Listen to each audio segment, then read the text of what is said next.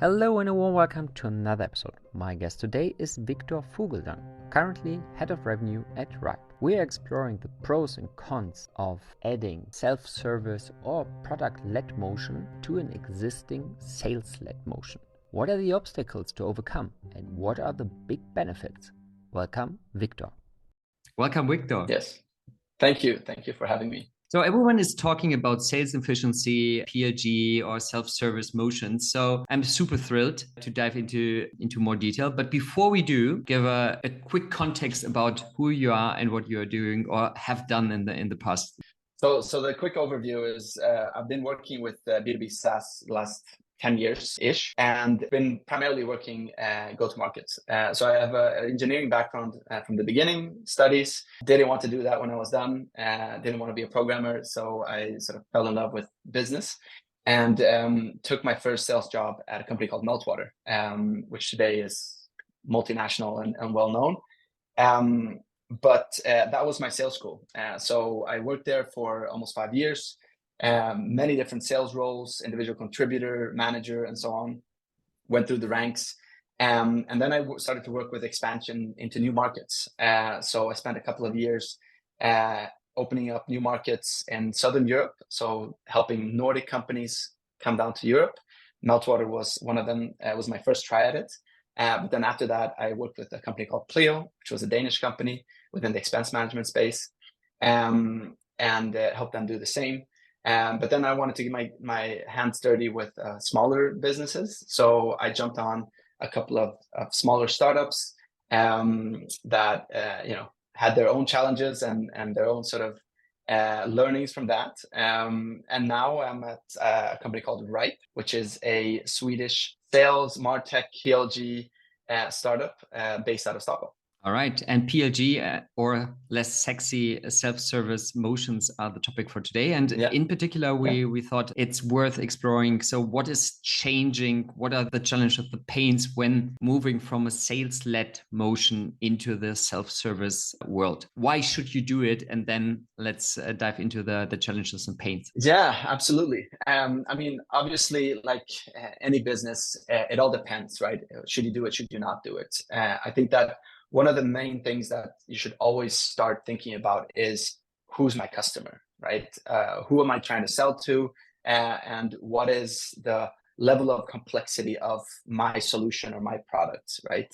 To even start to considering something like this. Just to give an example, if you're talking about a solution that is targeted for multinationals, big enterprises, very complex ERP, it might not be the right way for you just because of the complexity of, starting to use your product isn't that easy, right? It requires quite a bit of onboarding and handholding and so on. But if you have a solution that could potentially be standardized or templified, and there is a way for your customer to be able to use it, start using your product at least at the beginning and experience it by themselves, then it might be something to consider. Why are people talking about this? And why have been people talking about this the last couple of years? And there's a lot of content online around this topic, right? Is because there's been so many successful companies using self-serve / PLG as a growth engine, right? And a couple of names that you could probably recognize it, like Dropbox,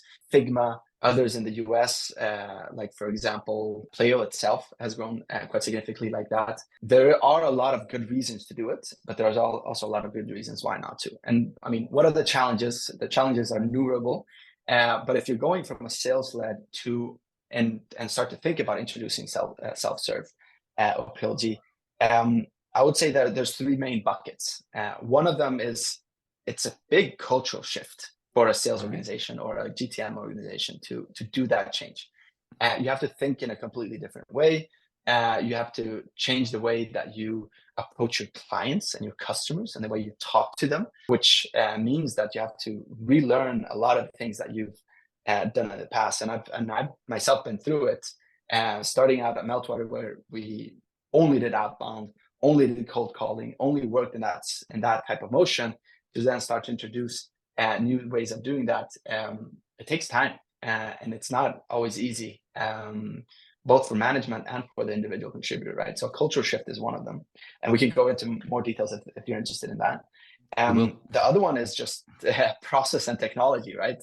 The tools that you're using, the processes that you have, everything from, your tech stack and your integrations and your all the way down to your sequences. If we talk like super practical, like how are you going to set up your sequences for that type of motion compared to an outbound motion? It's completely different and potentially quite opposite to each other. And the last part is just the investment, right? There has to be a very clear idea that, or understanding at least, that it is a long-term investment you do. It takes time, just like building up a new marketing channel, for example, right? And the ROI of that investment might actually be secondary, right? Because there might be a lot of other things that you can gain short-term, like sales efficiency, right? Like you mentioned in the beginning. There's a lot of things that need to be very clear when you think about it from that perspective as well. First of all, to sum it up, so you're saying 3 buckets: it's culture, it's processes and tech stack, and the third was investment and ROI. Okay, in terms of time and time perspective. I was wondering about, it might correlate with culture, is the mindset and the roles of the existing team. So coming from a sales-led perspective, and I'm just thinking about the bow tie and how to measure it, it's kind of entirely different. So the customer journey is the same, but the way to approach it is entirely different. So if this is run in parallel with the existing team of a sales-led leadership, I would say this is tough stuff. No, exactly. And I think that's why the cultural shift and the mindset, like you put it, is maybe one of the most important things to start speaking about openly. Because a lot of times, I've seen companies introduce self-serve from a ROI perspective. Oh, this will increase our efficiency, or this will be cheaper, or this would be that or that, right? And then they go into, okay, what do we need from a process perspective? And you start building out, and you do chart flows, and your tech stack, maybe you buy a new software or something. But then the challenge really comes in when you talk about mindset, is when people aren't aligned internally, and sales teams or even marketing teams or CS, whoever is responsible for customer acquisition, start seeing self-serve as a threat. They potentially say, oh, wait a minute, am I going to get less leads? Am I going to have less companies to work on? Is it going to be harder for me to hit my targets? I think that's where it's really, really important to start to understand and talk about what's in it for me, right? What are we all going to win by introducing this new motion or this new way of using our product, right? That's where I see that the companies that are successful with introducing a self-serve motion actually don't necessarily do it by separating, outbound and inbound, or self-serve and not self-serve. They actually learn to work with it in hybrid, at least in the beginning, so that there's actually a buy-in from sales organization that, wait a minute, this is going to actually make my job easier. When I talk to customers that might even already have tested our solution, that saves me a bunch of time. They already understand what it is we do. Then I can just focus on actually selling in the larger value of what we can offer, right? Or they use it as a tool in their sales process. They have the first discovery call. They understand that this is actually a good fit, and they offer self-serve, the functionality of testing the product, as a tool to make them, increase their buy-in or actually understand the value of their solution, and not try to do a full, super hard cut. Radical. These, if they even are touching self-serve, then you're not allowed to talk to them, because that's going to be much more painful. I'm thinking about whether it's kind of product assisted, sales assisted, so all the kind of hybrid motion. What is your preferred term in this? Because I know there is a lot of terms and terminology flying around. Yeah, absolutely. So I think that what's becoming more and more common now is you're talking about sales assist if you're coming from a PLG world, right? If you're talking about PLG, sales assist being the natural next step of going up market, for example, or introducing humans into the process of them buying, right? But if you think of it from a sales-led perspective, you start with a human interaction, right? You initiate everything with actually a person talking to another person, and therefore introducing this new product or new solution, right? So the human assistance and the way human sales is there from the beginning.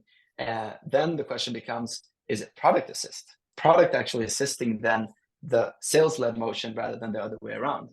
And I think that might be a healthier way of seeing it, rather than you have one camp that is sales-led and the other camp which is self-serve or PLG, and they're just battling at each other, or you're completely separating them into different orgs might be.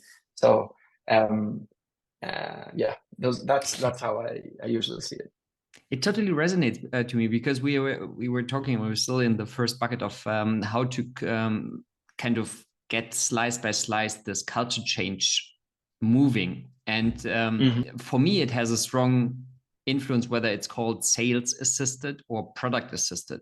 I'm too sensitive on that, but I would say to bring value, and you already described it. So if product is bringing value to the sales team, and you're talking to customers later but highly educated, or they have a kind of automated demo or whatever to sum up all the benefits why they should engage later, I think the narrative is really concise, and I really like it. But I'm curious to hear your expertise on that. No, I completely agree. I think that there's another way of seeing it is also, your tool becomes your demo, right? Instead of having a PowerPoint or a interactive fake version of your product, you actually let your product speak for itself, and you use it as a tool in your sales, in your sales motion and in your sales conversations. So that's where the product assists, right?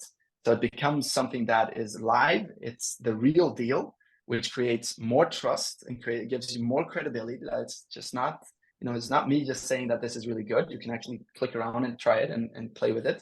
But you can then give context around it, right? You can actually say, well, you know what? This part of the system is valuable for your reasons because you're trying to achieve X, Y, Z. And then they understand it in a different way when they start playing around with it. And they start using it. So that's another way of sort of mapping in how can self-serve functionality, if we call it that, naturally integrate into a sales-led motion, is by seeing it as a tool to sell for the sales teams to use it or not in their motion. And then if it happens that, somebody comes in, they sign up, they start using it by themselves, then it's like you said, you come in a bit later, but it's still the value of that investment increases in efficiency is quite significant, I would say, especially if you start measuring it from the bow tie and how things move quicker, right? And I mean, there's a lot of reports today and a lot of data showing how, sales cycles have increased, win rates have decreased, right? It's harder to sell today than it was a year or two ago, right? Because of what everything has happened in the market.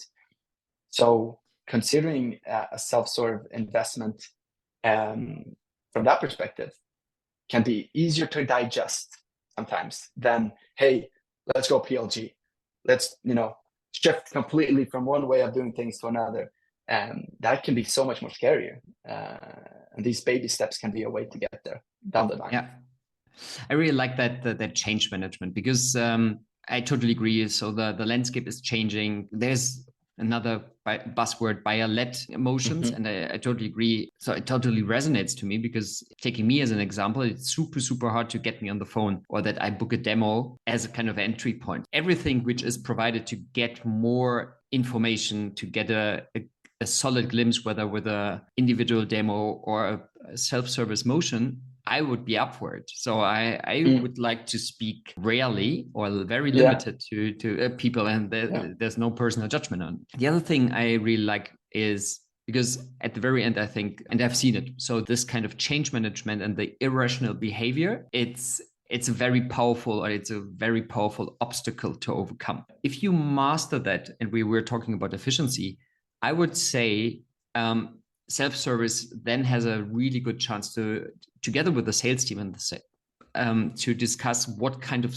segments should be served with the sales team and sales resources, and what segments shouldn't be served. No one should be kind of interested in having these calls with two small clients answering again and again all the same questions. So someone has to convince me that this is kind of fruitful conversation every single day. No, exactly. And I think that's where the change management has to be done in a very much educating way.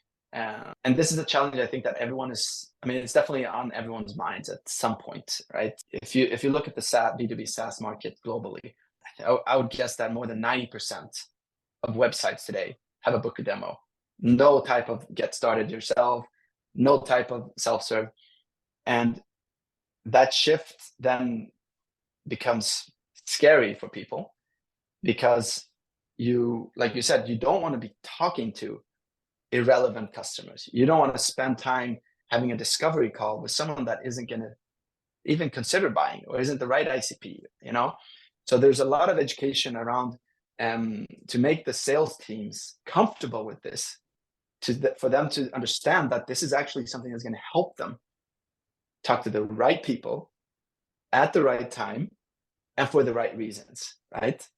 And that should help them then have more qualified opportunities, close better deals, bigger deals, all these things that, as a salesperson, that's what you want to do, right? You want to hit your targets. You want to get to those revenue numbers for all the reasons that there is, right?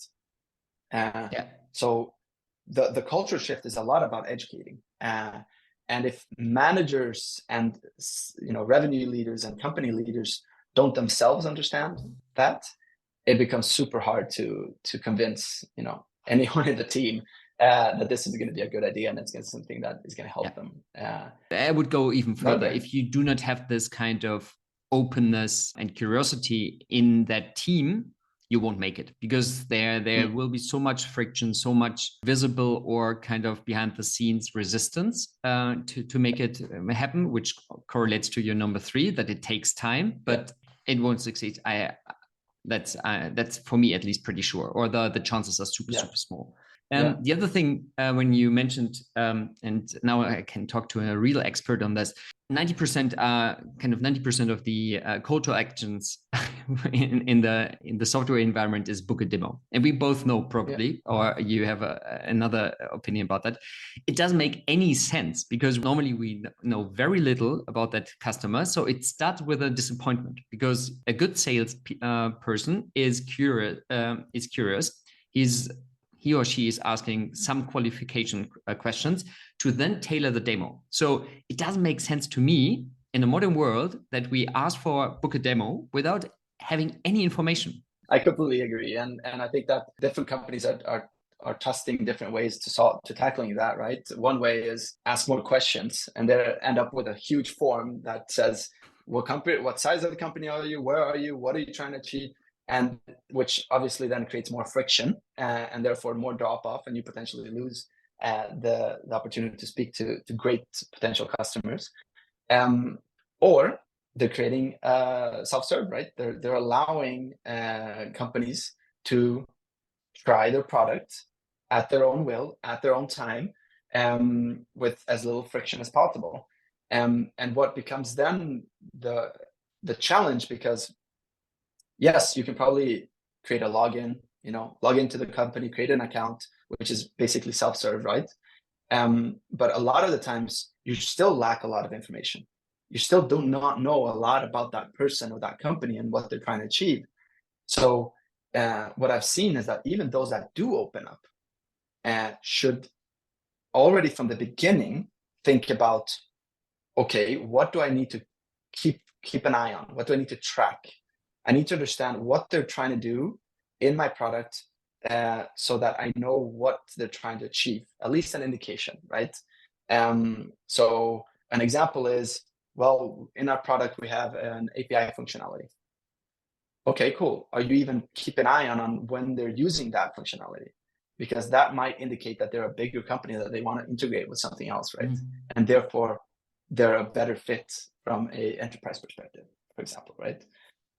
Or I've seen other companies, what they do is they use enrichment, right? You start to enrich your data so early on that either you know who they are when they start land on your website, or at least when they start using your product, or when they like start doing things, so that you minimize friction, but at the same time know as much as possible about them, so that you can do this the correct segmentation that you talked about, right? Which takes us into tech and processes, right? Exactly. It's a perfect smooth handover into but I won't stop you there. Just go ahead, please.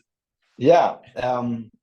No, exactly. So being able to understand who these companies are and who these users are is one of the core, premises to even start to understand who should I be talking to and who do I not want to be talking to, right? Where should I be spending my sales time and where should I not be spending my sales time? Which companies need more massaging or maybe more marketing material, right, to understand and get to a later down the stage in their buying journey, right? So creating processes that are more integrated with marketing and sales becomes even more important, because then you can sort of triple your efficiency by knowing that I don't have to email them. I know that marketing is going to do that, and therefore I'm going to jump in when the time is right. And getting that timing right is so important and is a big challenge, because you don't know when a user is focused on your product and the problem that you're trying to solve. And I think that's one of the main things that also is right now super important, because think about how many SaaS tools are you testing, are you playing around with on a weekly basis, for example, right? It could be hundreds depending on your interest, right?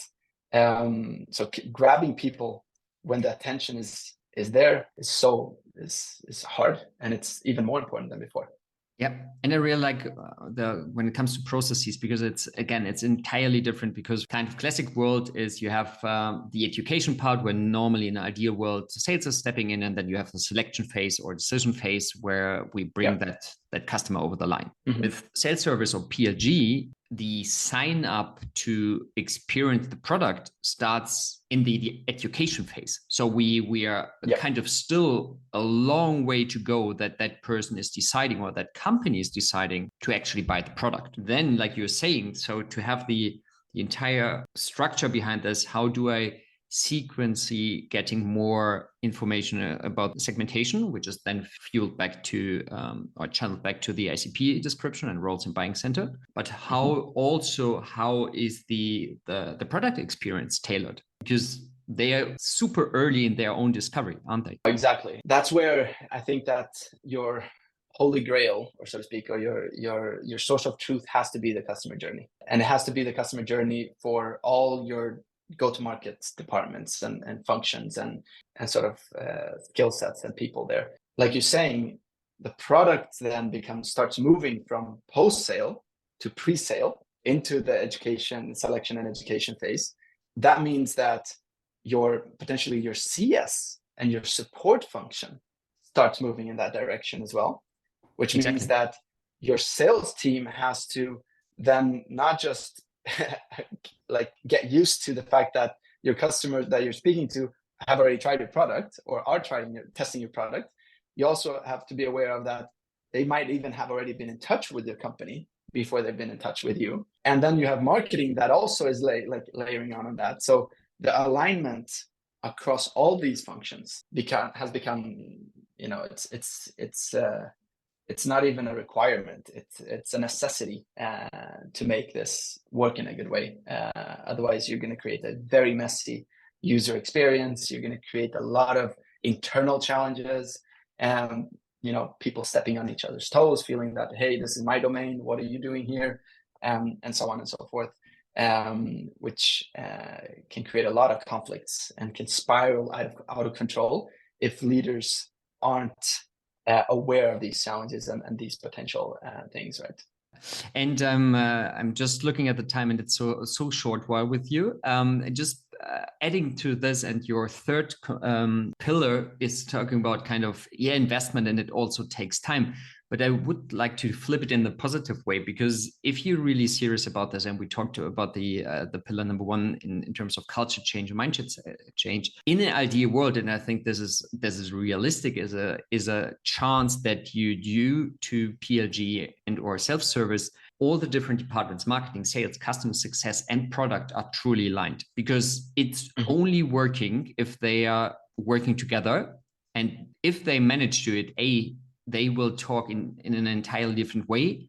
And we learned that you can then build up two very efficient motions, one kind of entirely self-service, and then still a kind of motion sales included, whether it's on the new customer classic role or moving that part more into CS. No, exactly. And I think that last report or data that I saw was that an investment in PLG takes 4 years to break even, or something like that, which is a long time, right? So I completely understand the revenue leaders out there that are very hesitant to do that investment, especially nowadays. So what I would promote rather is seeing self-serve as a stepping stone, that you actually don't do that investment because you're looking to have a short-term or even medium-term ROI of that specific investment, but rather that investment can